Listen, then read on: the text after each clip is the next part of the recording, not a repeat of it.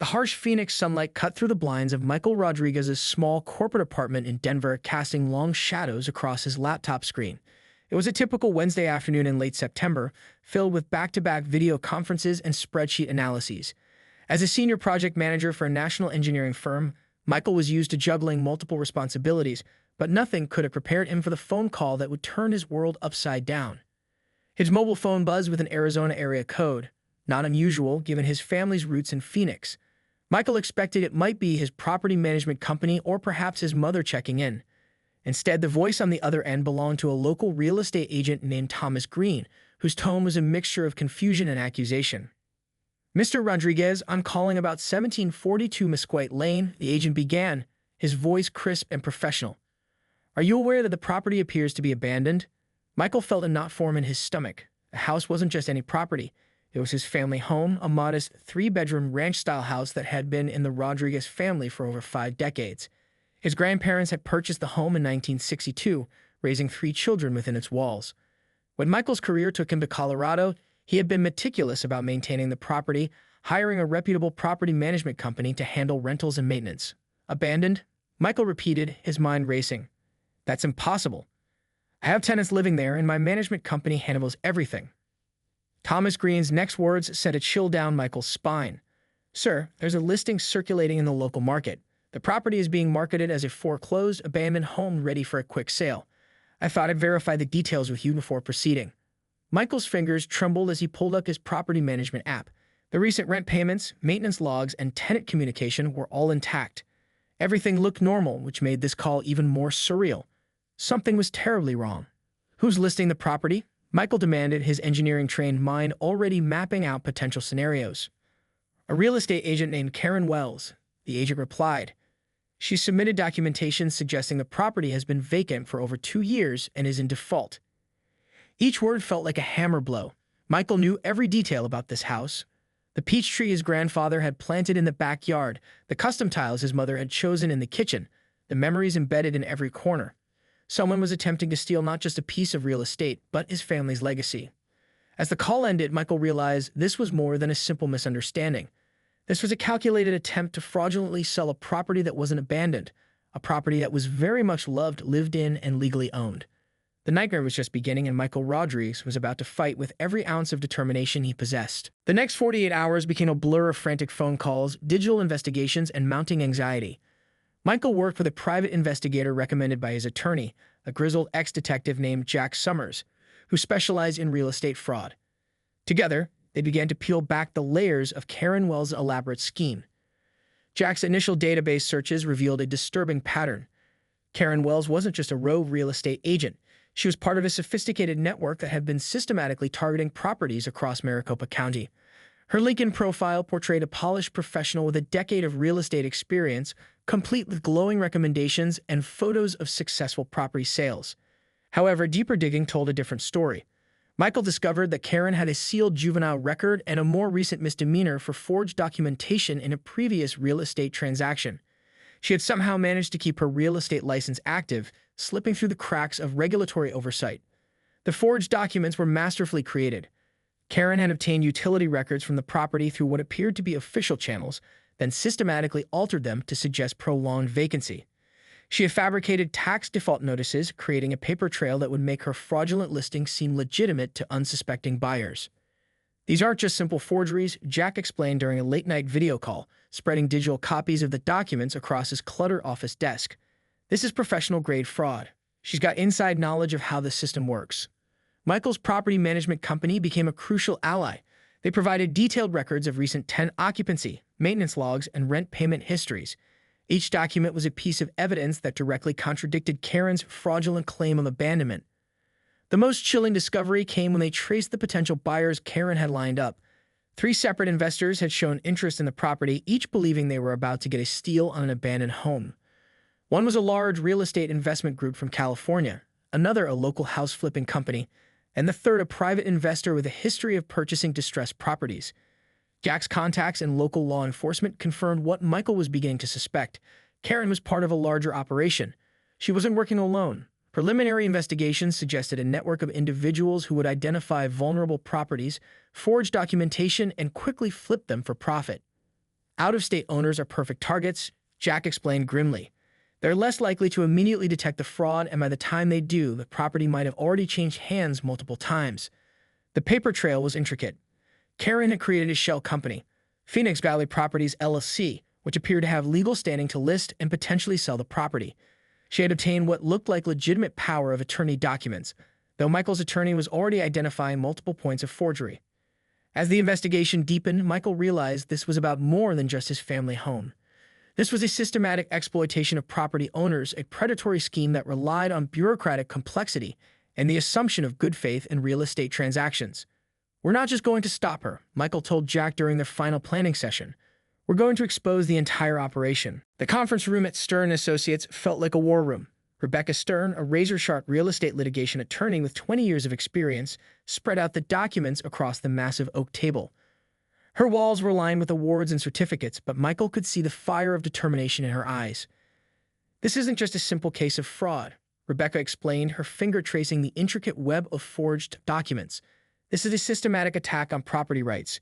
She had already contacted the Arizona State Bar Association, the Real Estate Commission, and multiple law enforcement agencies. Each phone call revealed how deeply Karen Wells had embedded herself in the local real estate ecosystem. The initial police report had been frustratingly bureaucratic. Local detectives seemed overwhelmed by the complexity of the case.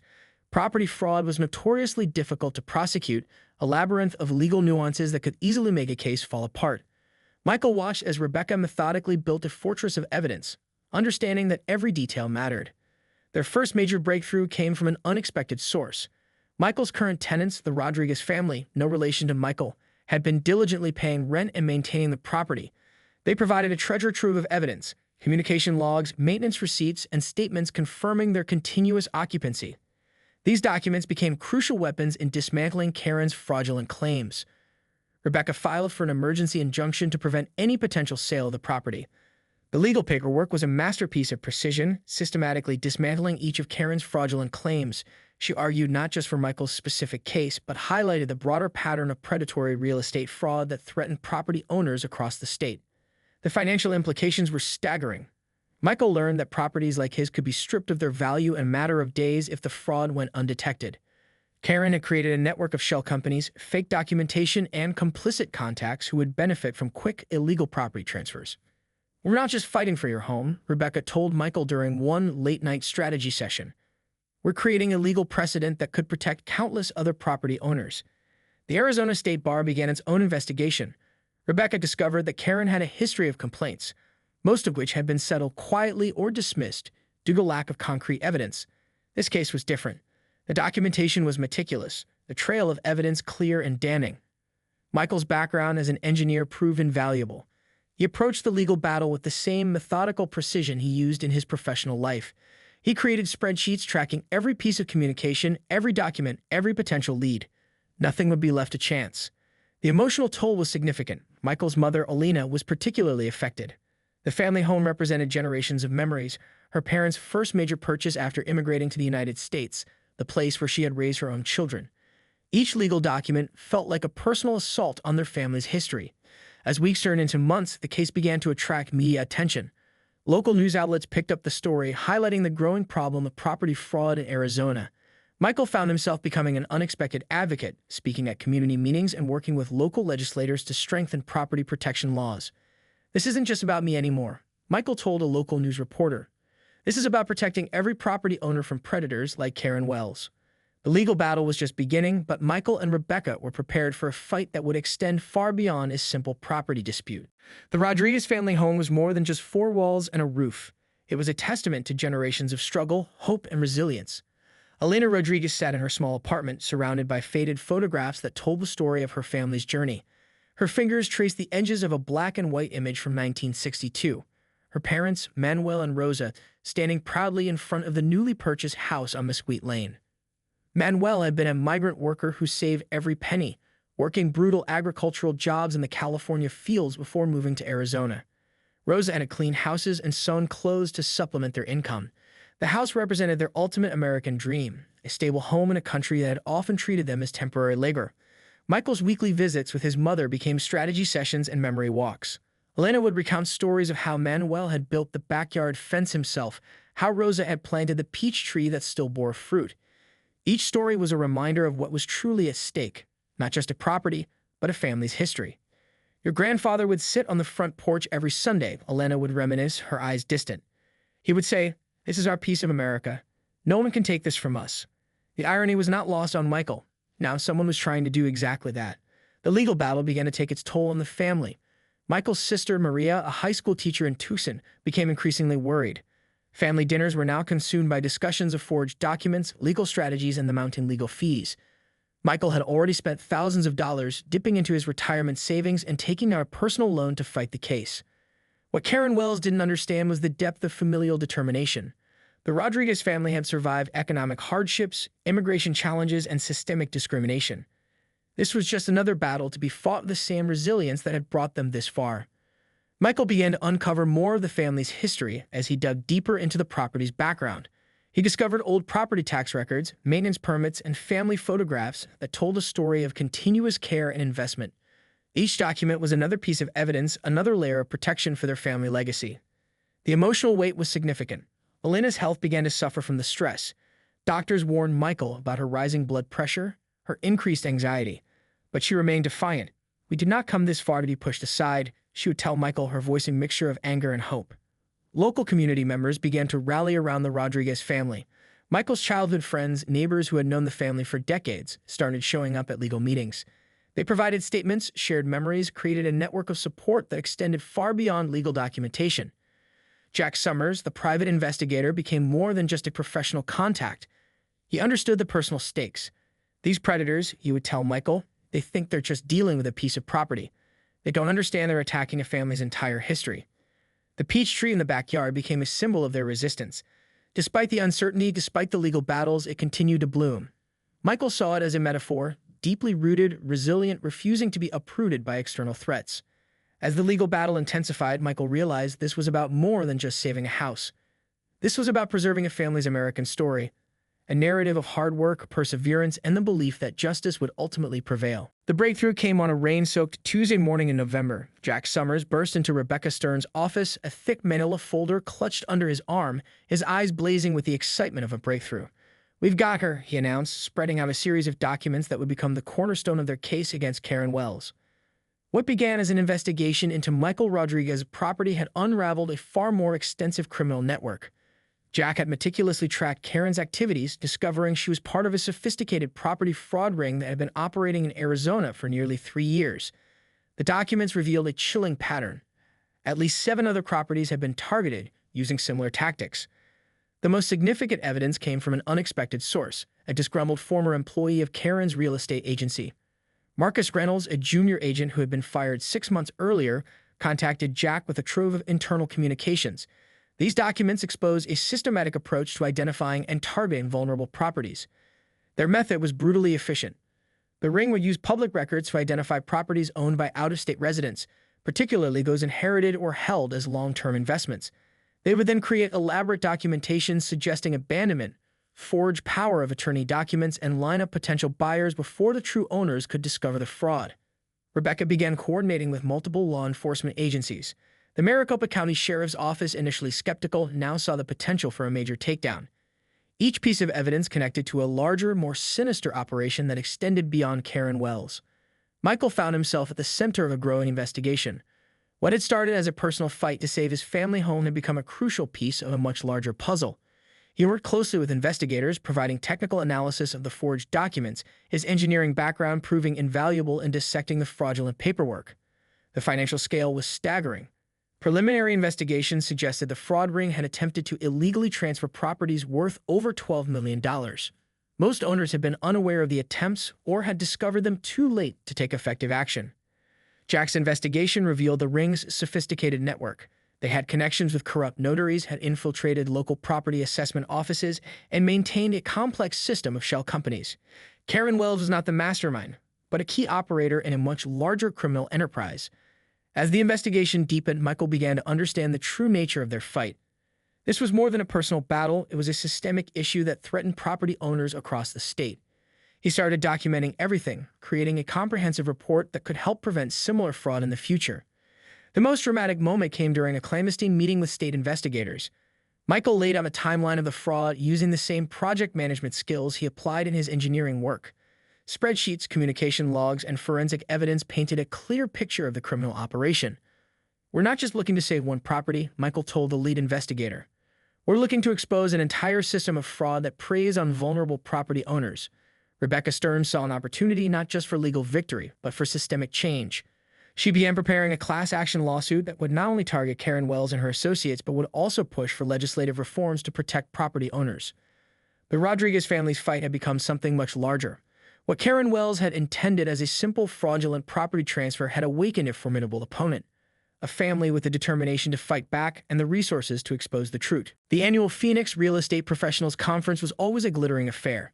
Held at the luxurious Desert Botanical Garden Conference Center, it represented the pinnacle of local real estate networking. Chandeliers sparkled above cocktail tables, and the room buzzed with conversations about market trends and potential deals. Karen Wells moved through the crowd with her usual confidence, a predator disguised in a perfectly tailored navy blue suit and designer heels. Little did she know that every step she took was being watched. Michael Rodriguez stood near the back of the conference hall, flanked by Jack Summers and two detectives from the Maricopa County Sheriff's Office. Rebecca Stern had meticulously planned every detail of the operation, ensuring that Karen would be caught in the most public and irrefutable manner possible. The moment came during Karen's presentation on innovative property acquisition strategies, a title that now carried a bitter irony. As she clicked through her PowerPoint slides, highlighting what she claimed were success stories in real estate, Michael felt his heart racing. Years of stress, fear, and determination had led to this moment. Just as Karen reached her concluding slide, the conference room doors burst open.